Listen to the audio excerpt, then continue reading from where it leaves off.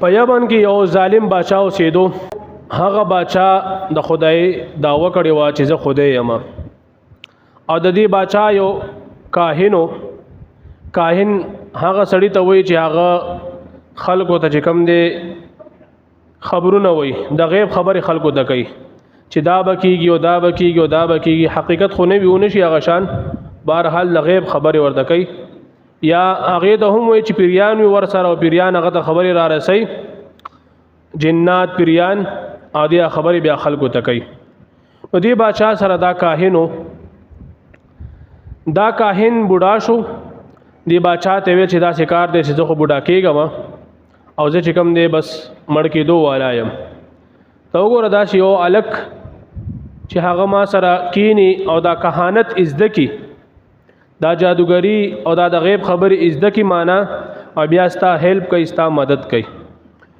بادشاہ ورته هلک مخامخ کوي، دا هلک به تاله راځي روزانه، ته به د خپل کهانت ښې، خپل هغه ګرد به ورته ښې، خپل ګور به ورته ښې، او خپل هغه شرارتونه او شیطانت یې ورته ښې.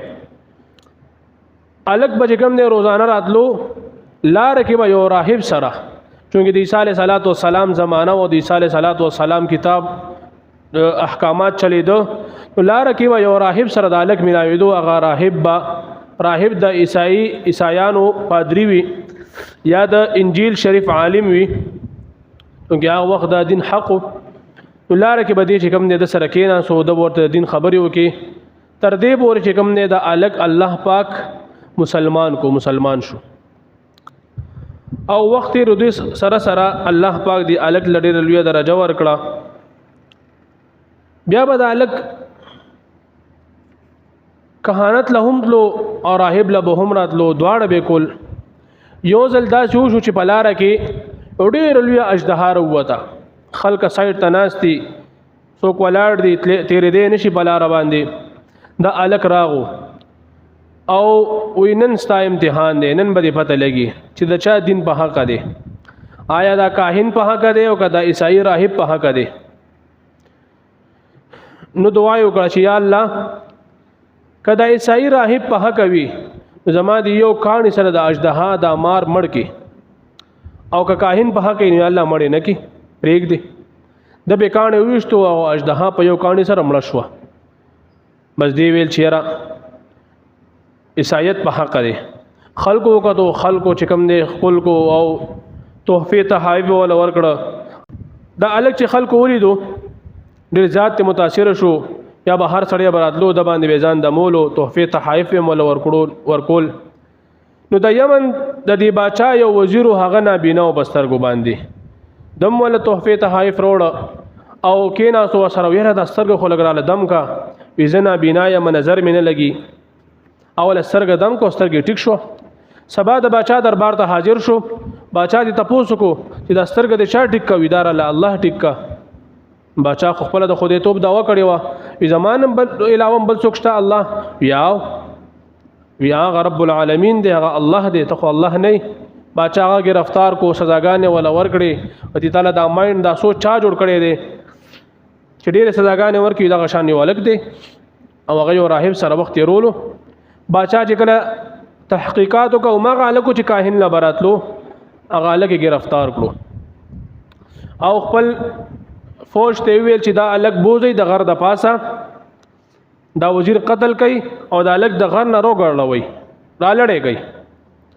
کله چې د فوج د دې باچا چې کوم اهلکارو په غر باندې وخېژولو، د هلک الله په غر زلزله راوسته، ټول هلاک شو، هلک بچ شو، هلک صحیح سلامت واپس راغو. باچا دربار ته خپله حاضر شو. بیا باچا گرفتار کړو او خپل اهلکار له ورکړو، وی سمندر ته بوځئ، په کشته کې او په مې سمندر کې لړه کوي. الله پاک نور غرق او دې سمندر نه واپس صحیح سلامت وروته. باچا حیران شو، دا څه شی دی؟ خلک به مسلمانې ده، خلک به هلاک شو، دی به بچ را، خلک مسلمانې ده. بیا باچا الله سکارو کې چې خلک ټول لاغون کې جما چې کم به روکار دي، جما چې کم رعایا ده، او دی د هغې په میز کې ودروي او مال یو تیر راکړي، زه دې په تیر ولم. نو دې باچا ته وایي چې ته بیا ما هم نشي قتل کولی. په یو وجه مې قتل کولی شي چې کله ته دا کلمه وایې بسم الله علی هذا الغلام، زه شروع کوم د الله په نوم باندې او دا غلام زولم نو بیا ته ما قتل کول شي باچا هم دغه شان ویل او الک باندې تیروشتو الک شهید شو خلق وکتل دا ګوره یو ځل سمندر ته بوتلو سمندر په منځ کې لړکولو التنه بچ راغو غر د پاسه وخجولو خلق هلاک شو دي بچ راغو اج کله بسم الله ویله باچا سړی هلاک شو خلق نور مسلمانان شو باچا نورم پریشان شو دا سو شو سلو نه 50 خېوي بس